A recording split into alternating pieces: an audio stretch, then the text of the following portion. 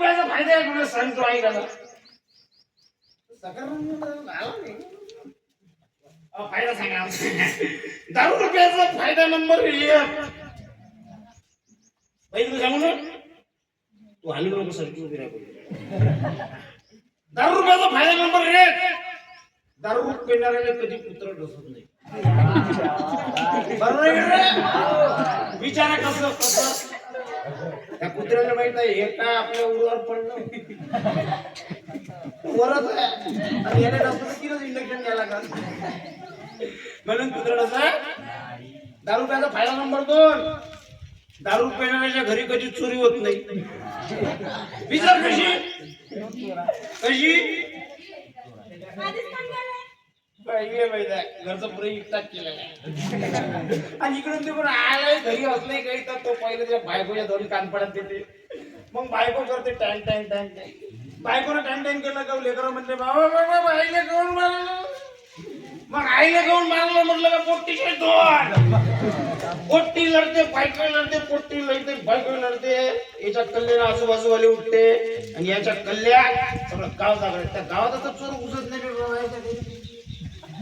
बरोबर आहे का? फायदा की ना 10 रुपयाचा फायदा नंबर 4.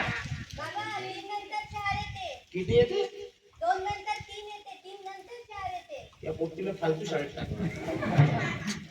अहो बाहेर तोंडे दारू पिणाऱ्याला 2च्या नंतर 4च दिसते.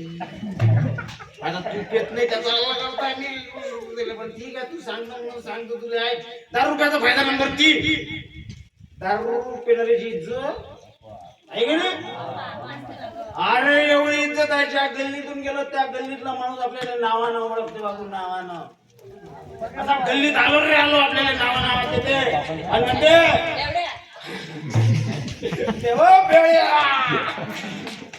आणि आपण जसा गल्लीत पाय टाकला सब शरीफ बाया माणसं बाजू पूरा रस्ता अपने बाप का किधर भी जाओ कौन से भी नाली में सोच आहे की नाही कामाची गोष्ट. आणि 10 रुपयाचा फायदा नंबर 4 सांगतो बघ तुला. बाई तुला सांगतो माझी बहीण तशी नाही चांगली आहे. काय काय बाप गेल्यानंतर न पोचलो बापानं माझ्या मिस्टेक करून बाबू पण पुरीच्या पुरी दारू सोडली मी आता. कसं आहे मला माहित होतं का बा कोणाला तरी आपल्याला सुखी बनवायचं म्हणून दारू वाल्याला सुखी समाजाचं काही देणं लागते ना बघ दारू आहे की नाही.